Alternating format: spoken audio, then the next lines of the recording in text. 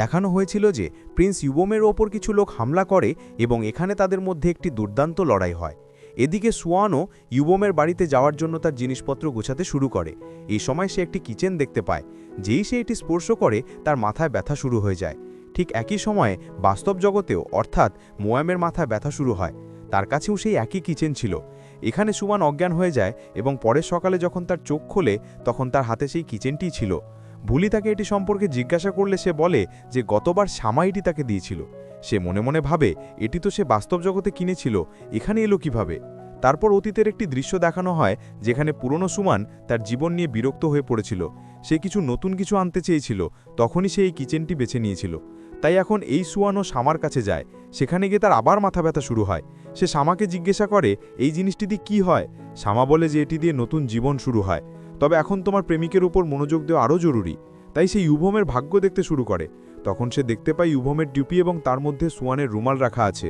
সে ঠিক বুঝতে পারে না, শুধু সুয়ানকে সতর্ক করে যে কোনো কিছু সমাপ্তি আসতে চলেছে। সুয়ান বুঝতে পারছিল না। সে ভাবতে শুরু করে এই সমাপ্তির মানে কি পৃথিবী ধ্বংস হতে চলেছে। তবে এই মুহূর্তে প্রিন্সের কথা ভাবা তার কাছে বেশি গুরুত্বপূর্ণ ছিল, যাতে সে নিরাপদে ফিরে আসে। এদিকে গিয়ান রাজার তোষামত করতে ব্যস্ত ছিল, যাতে রাজার ভরসা অর্জন করতে পারে। সে বলে আপনি ইউভোমকে সীমান্তে পাঠিয়ে খুব ভালো সিদ্ধান্ত নিয়েছেন। সে তার কাজ শেষ করে শীঘ্রই ফিরে আসবে। কিন্তু এখন রাজা চিন্তিত হয়ে পড়েছিল যে যদি ইউভোম ফিরে না আসে তাহলে তাকে কে রক্ষা করবে। যদি হেক্সাক্ল্যান আক্রমণ করে তাহলে কি হবে। এই ভেবে তিনি খুব ভয় পেয়ে যান। তাকে মনে হতে থাকে যেন কিছু একটা হতে চলেছে। তখন গিয়ান বলে আমি তো আছি, আমি আপনাকে রক্ষা করব। রাজার শরীর অনেকদিন ধরে খারাপ ছিল, তিনি ঘুমাতে পারতেন না। কিন্তু গিয়ান যে ধূপ চীন থেকে এনেছিল তার কারণে রাজা শান্তিতে ঘুমাতে পারছিলেন। কিন্তু তিনি জানতেন না যে যে জিনিসটির কারণে তিনি শান্তিতে ঘুমাচ্ছেন তাতে বিষ মেশানো ছিল। ফলে কিছু সময় পর তিনি হয়তো চিরকালের জন্য ঘুমিয়ে পড়বেন। পরের সকালে সুয়ান ইউভোমের বাড়িতে পৌঁছে যায়, কারণ এখন থেকে সে এখানেই থাকবে।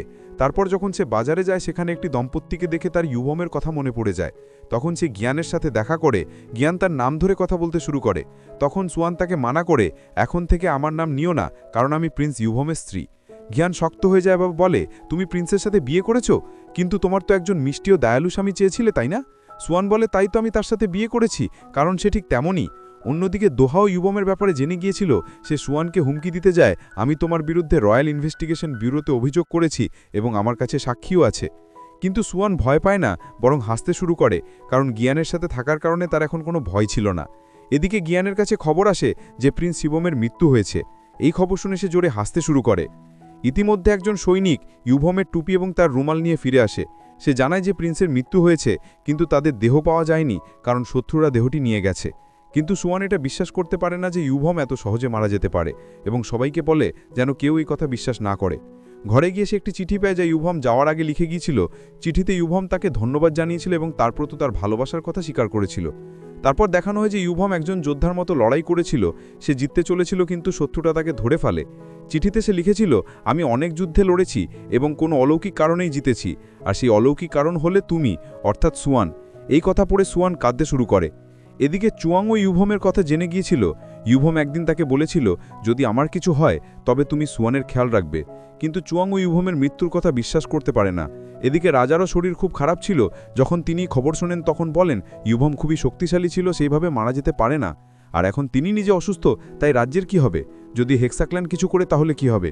তখন গিয়ান তাকে পরামর্শ দেয় যে নতুন রাজা নির্বাচন করার চেয়ে তিনি তাকে রাজগদ্দি দিয়ে দিন, যাতে নতুন রাজাকে কেউ প্রত্যাখ্যান না করে। এদিকে সুয়ান রাজার কাছে যাচ্ছিল যাতে তিনি ইউভোমকে খুঁজতে সৈনিক পাঠান। তখন গিয়ান সেখানে এসে পড়ে। সে তাকে বোঝায় যদি আমরা সৈনিক পাঠাই তাহলে তারাও মারা যাবে। তখন সুয়ান তাকে অনুরোধ করতে থাকে দয়া করে সৈনিক পাঠান। তখন গিয়ান তার সামনে শর্ত দেয় আমার সাথে বিয়ে করো। এটা শুনে সুয়ান অবাক হয়ে যায়। সে তাকে প্রত্যাখ্যান করে, কিন্তু গিয়ান তাকে মনে করিয়ে দেয় যে ছোটবেলা থেকে তুমি আমার ছিলে, কিন্তু ইউভোম তোমাকে আমার কাছ থেকে কেড়ে নিয়েছে এবং আমি নিশ্চিত করেছি যে সে আর কখনো ফিরবে না। তার রাগ আর প্রতিশোধ দেখে সুয়ান বুঝে যায় যে সে হেক্সাক্ল্যানের সাথে মিলে ইউভোমের সাথে এসব ইচ্ছাকৃতভাবে করেছিল। তাই সে বলে তোমার সাথে বিয়ে করার চেয়ে আমি মরে যাওয়া পছন্দ করব। তখন গিয়ান তাকে জোর করতে শুরু করে। সুয়ান রাগে তাকে চড় মারে এবং তাকে সতর্ক করে চলে আসে। এদিকে চুয়াংও ইউভোমকে খুঁজতে বাড়ি থেকে বেরোচ্ছিল, তখন তার বাবা তাকে আটকে দেন। বলেন তুমি আমাদের বিরুদ্ধে যেতে পারো না। তখন চুয়াং রাগে বলে আমি আর তোমার ছেলে নই। তার সাথে তর্ক শুরু করে এবং চলে যেতে থাকে। তখন তার বাবা তলোয়ার বের করে তাকে হত্যার হুমকি দেন। চুয়াং বিশ্বাস করতে পারেন না যে তার বাবা এত দূর যেতে পারেন। সে বলে যদি মা থাকতো তাহলে হয়তো সে আমার পাশে থাকতো। আমি সারা জীবনই অপরাধ বোধ নিয়ে বাঁচতে পারবো না, তাই আমি আমার বন্ধুকে খুঁজতে যাচ্ছি, এবং সে চলে যায়। পরের দিন রাজা সবাইকে প্রাসাদে ডেকেছিলেন, কারণ তিনি উত্তরাধিকারী ঘোষণা করতে চলেছিলেন। জানা যায় যে নতুন রাজা হবে জ্ঞান। এটা শুনে সবাই অবাক হয়ে যায়, কিন্তু তাদের মধ্যে কিছু লোক তার সমর্থক ছিল, যারা হেক্সাক্লাইনের সাথে যুক্ত ছিল, যেমন দোয়ার বাবা এবং চংয়ের বাবা। কিন্তু কিছু লোকের বিরুদ্ধে কথা বলতে শুরু করে। একজন তো প্রিন্স ইউভমের নাম নিতে শুরু করে, বলে সে অনেক বেশি যোগ্য। তখন জ্ঞান তাকে বলে সে তো মারা গেছে, এবং রাজার সামনে অর্থাৎ আমার সামনে ইউভমের নাম নেওয়ার সাহস কী করে হলো।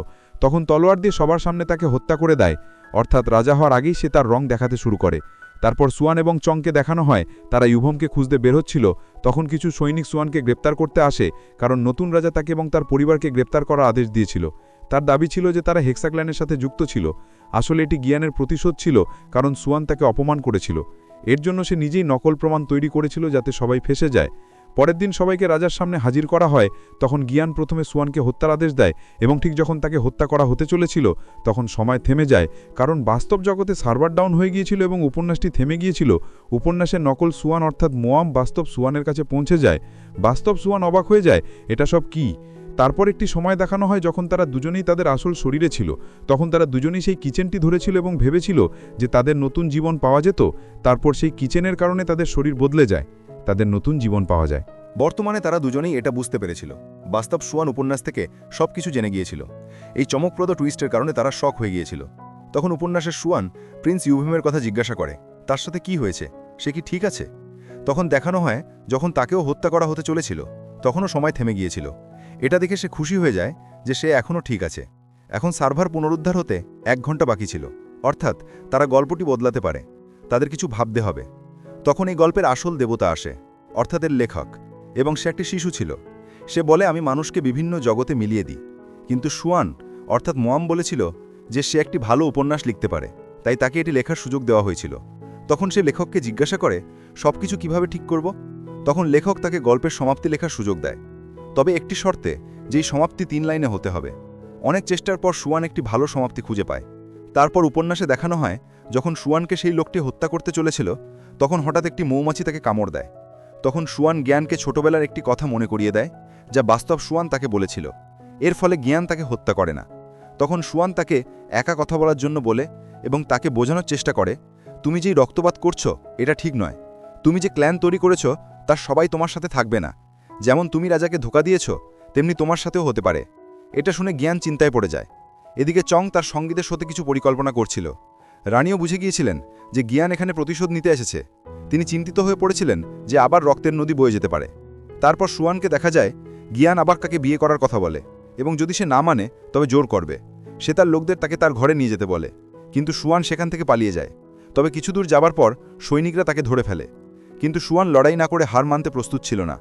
সে তাদের মারতে শুরু করে। তখন জ্ঞান রাগে তাকে তলোয়ার দিয়ে হত্যা করতে যায়। হঠাৎ দরজা থেকে একটি তীর এসে তার তলোয়ার ফেলে দেয়। সবাই দেখতে থাকে এটা কে ছুঁড়ল। তখন ইউভেমকে দেখে তাদের হুঁশ উড়ে যায় যে সে জীবিত। এখানে দেখানো হয় যে 2 সুয়ানকে সিদ্ধান্ত নিতে হবে তারা কি তাদের নিজ নিজ জীবনে ফিরে যেতে চায়, কিন্তু দুজনেই তাকে প্রত্যাখ্যান করে, কারণ তারা তাদের নতুন জীবন পছন্দ করেছিল। তাই বাস্তব সুয়ান বাস্তব জগতে থাকার সিদ্ধান্ত নেয়, আর অন্য সুয়ান প্রিন্স ইউভেমের সাথে থাকে। তারপর ইউভেমকে দেখানো হয় যখন জঙ্গলে সর্দার তাকে হত্যা করতে চলেছিল, তখন ইউভেমের হাতে একটি ব্রেসলেট ছিল যা জ্বলতে শুরু করে। এর ফলে সর্দার দেখতে পায় না, এবং ইউভেম তার তলোয়ার কেড়ে নিয়ে তার ওপর আক্রমণ করে। কিন্তু সে তাকে হত্যা করে না, বরং তার চুলের বেনি কেটে দেয়, বলে আমি কাউকে প্রতিশ্রুতি দিয়েছি যে আমি কাউকে হত্যা করব না। এর ফলে সর্দার ইউভেম এবং তার বাকি সৈনিকদের ছেড়ে দেয়। প্রাসাদে চং তার সঙ্গীদের সাথে নতুন রাজা অর্থাৎ জ্ঞানের বিরুদ্ধে প্রতিবাদ করছিল। তখন জ্ঞানের লোকেরা তাদের ঘিরে ফেলে, কিন্তু কিছুক্ষণ পর ইউভেমের সৈনিকরা তাদের বাঁচাতে সেখানে পৌঁছে যায়। তখন চং জানতে পারে যে প্রিন্স ইউভেম ফিরে এসেছে, অর্থাৎ সে জীবিত। তারা হেক্সাক্লানের লোকদেরও ধরে ফেলে। ইউভেমকে জীবিত দেখে সৈনিকরা অবাক হয়ে যায়। তখন জ্ঞান তাদের ইউভেমকে হত্যা করতে বলে, কিন্তু ইউভেম বলে তোমরা এখান থেকে চলে যাও, নয়তো কেউ জীবিত থাকবে না। তার এই কথা শুনে সবাই সেখান থেকে চলে যায়, কারণ তারা তার শক্তি জানত। এরপর সেখানে একা থেকে যায় জ্ঞান। তখন তার এবং ইউভেমের মধ্যে লড়াই হয়, কিন্তু জ্ঞান এতটা ক্ষমতাশালী ছিল না, তাই সে দ্রুত হেরে যায়। ইউভেম তাকে বন্দি করে। তারপর সুয়ানের কাছে যায়। ইউভেমকে সুস্থ অবস্থায় দেখে সুয়ান খুব খুশি হয়, বলে আমি জানতাম তুমি নিশ্চয়ই ফিরে আসবে। তারপর সে দ্রুত তার পরিবারের কাছে যায় এবং তাদের মুক্ত করে। তারা ইউভেমকে দেখে খুব খুশি হয়। এরপর ইউভেম রাজার কাছে যায়, কিন্তু রাজার শরীর খুবই খারাপ ছিল। চিকিৎসককে ডাকা হয়। তখন জানা যায় যে সেই ধূপের ধোঁয়ার মাধ্যমে ধীরে ধীরে বিষ তার শরীরে প্রবেশ করেছে, তাই তার সুস্থ হতে সময় লাগবে। ইউভেমকে তার সামনে দেখে রাজা ভাবতে শুরু করেন যে এটা তার ভূত। তিনি ভয় পেয়ে যান এবং তার কাছে ক্ষমা চাইতে শুরু করেন।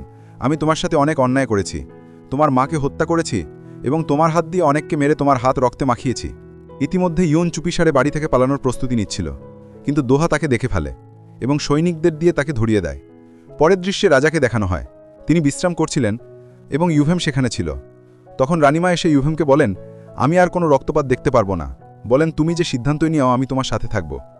এদিকে সুয়ান ইউনের সাথে দেখা করতে যায়, তার উপর তার রাগ প্রকাশ করে। আমি তোমাকে প্রধান চরিত্র ভেবেছিলাম, আমার বন্ধু মনে করেছিলাম, কিন্তু তুমি আমাকে ধোঁকা দিয়েছ। কিন্তু ইউনের কোনো অপরাধ বোধ ছিল না, বরং সে সুয়ানকে দোষারোপ করে, তুমি এসেছো বলেই এইসব হয়েছে। তখন সুয়ান বলে, যাই হোক, কিন্তু অন্যকে আঘাত করে তুমি কখনো প্রধান চরিত্র হতে পারবে না, কারণ তোমাকে ভালোবাসবে বা তোমার পাশে থাকবে এমন কেউ থাকবে না। তারপর প্রাসাদের দৃশ্য দেখানো হয়, যেখানে হেক্সা ক্ল্যানের লোকদের ধরা হয়েছিল, কিন্তু গিয়ান এখনও তার অপরাধ স্বীকার করছিল না। কিন্তু ইউভেমের কাছে একজন সাক্ষী ছিল, তার নিজের লোক যে সবকিছু স্বীকার করে নিয়েছিল। তখন রাজা সেখানে আসেন এবং সবাইকে বলেন, যদি তোমরা তোমাদের অপরাধ স্বীকার করো তাহলে আমি তোমাদের ছেড়ে দেব। এটা শুনে একে একে সবাই গিয়ানের ওপর দোষ চাপাতে শুরু করে, বলে যে সে আমাদের উস্কে দিয়েছিল, আমরা তার কথায় ভুল করেছি। তখন রাজাও তার কথা রাখেন এবং তাদের ছেড়ে দেন। কিন্তু এসব দেখে গিয়ান রাজার ওপর ক্ষিপ্ত হয়ে যায়, বলে দেখো কে ক্ষমা করছে। বলে, তুমি তোমার নিজের পরিবারের লোকদের হত্যা করেই গদি পেয়েছ, তুমি রাজা ন, একটা জানোয়ার। এতে রাজা এতটাই রেগে যান যে ইউভেমকে তাকে হত্যা করতে বলেন, কিন্তু ইউভেম তা প্রত্যাখ্যান করে এবং রাজাকে বোঝান আপনি আবার সেই একই কাজ করতে যাচ্ছেন। কিন্তু গিয়ান তখনও রাজাকে রাগিয়ে দিচ্ছিল। তখন রাজা নিজেই তলোয়ার দিয়ে তাকে হত্যা করতে যান, কিন্তু ইউভেম মাঝে এসে দাঁড়ায় এবং রাজাকে দয়া দেখানোর জন্য বলে, এভাবে গদি নিলে আপনি এক মুহূর্তেও শান্তিতে ঘুমোতে পারবেন না। আবার যদি এটা করেন তাহলে কেউ এসে প্রতিশোধ নেবে এবং এই চক্র চলতেই থাকবে। তাই এখন এসব বন্ধ করা উচিত, আপনি আপনার বাকি জীবন শান্তিতে কাটান। রাজা তার কথা মেনে নেন এবং বলে, এখন থেকে সবকিছু তুমি সামলাও। তখন ইউভেম গিয়ানকে হত্যা করে না, বরং তাকে এখান থেকে ফিরিয়ে পাঠাতে শুরু করে। যাবার আগে তাকে বোঝায়, প্রতিশোধ নিয়ে কিছু পাওয়া যায় না, তুমি একটি নতুন জীবন শুরু করো। তারপর যখন সে নদীর পথে যেতে শুরু করে তখন সুয়ান সেখানে আসে। বাস্তব সুয়ান তাকে গিয়ানের কাছে কিছু বলতে বলেছিল, যা ছিল এই, যাকে ঘৃণা করো তার মতো হয়েও না, অতীত ভুলে এগিয়ে যাও। কিন্তু জ্ঞান বুঝে যায় যে সে বাস্তব সুয়ান নয়, কারণ সেই কথাগুলো সুয়ান তাকে বলেছিল, সুয়ান তাকে নয়। তাই বলে, বাস্তব সুয়ানকে বলে যেও আমি ফিরে আসব। তারপর সে চলে যায়। পরের দৃশ্যে দেখানো হয়, সুয়ান বাজারে ঘুরছিল, তখন হঠাৎ সবকিছু থমে যায়। তখন সেই লেখক অর্থাৎ শিশুটি আসে এবং তাকে জিজ্ঞাসা করে, তুমি কি এখানেই থাকতে চাও? কারণ এই উপন্যাস শেষ হয়ে গেলে এই পৃথিবীও শেষ হয়ে যাবে। কিন্তু সে সিদ্ধান্ত নিয়ে ফেলেছিল যে সে এখানেই থাকবে। তারপর ইউভেমকে দেখানো হয়, সে তার বাড়িতে যায়। সুয়ান সেখানে সবকিছু বদলে দিয়েছিল, সুন্দরভাবে সাজিয়েছিল। এসব দেখে সে খুব খুশি হয় এবং যখন সুয়ান আসে তখন তাকে বিয়ে করার কথা বলে, কিন্তু যদি তারা বিয়ে করে তাহলে উপন্যাসও শেষ হয়ে যাবে। তখন সুয়ান তাকে উপন্যাসের কথা বলে এবং এটাও বলে যে সে অন্য জগৎ থেকে এসেছে, কিন্তু সে কিভাবে বিশ্বাস করবে। তবুও সে বলে, যাই হোক না কেন, পৃথিবী শেষ হয়ে গেলেও আমি তোমার সাথেই থাকতে চাই। এদিকে বাকিরা তাদের নিজের জীবনে এগিয়ে গিয়েছিল। ইউনের বাবা তার কোম্পানি হারিয়ে ফেলেছিলেন, তাই তারা গরিব হয়ে গিয়েছিল। ইউন আবার অনাথাশ্রমে গিয়ে শিশুদের দেখাশোনা করতে শুরু করে। চং তার বাবাকে ক্ষমা করে দিয়েছিল এবং দোহা তার বাবার সাথে মন্দিরে চলে গিয়েছিল। কিছুদিন পর প্রিন্সের বিয়ের প্রস্তুতি শুরু হয়। তখন ইউভেমের উপদেষ্টা ইউভেমের পক্ষ থেকে বিয়ের উপহার নিয়ে সুয়ানের বাড়িতে যায়। এখানে তাদের এমন একটি রীতি ছিল যে মেয়ের পরিবারকে তাদের ভিতরে আনার জন্য রাজি করাতে হবে। সুয়ানের ভাই অনেক চেষ্টা করে, কিন্তু তারা রাজি হয় না। তখন সুয়ানের বাবা 30 বছর পুরনো ওয়াইন নিয়ে আসেন। এতে তারা খুশি হয়, কিন্তু তবুও মানা করে। তখন সুয়ান বলে, আমি তোমাদের জন্য এটি দিয়ে ককটেল বানাবো। এতে তারা ভিতরে আসে এবং সুয়ান সবার জন্য ককটেল বানায়। সবাই তা অনুভব করে। পরের দিন ইউভেম রাজার কাছে যায়। তিনি তখন সম্পূর্ণ সুস্থ হয়ে গিয়েছিলেন। তখন ইউভেম তার তলোয়ার তাকে দিয়ে দেয়, অর্থাৎ সে তার পদ থেকে অবসর নিতে চায়, কারণ তাকে তার জীবনের দিকে মনোযোগ দিতে হবে।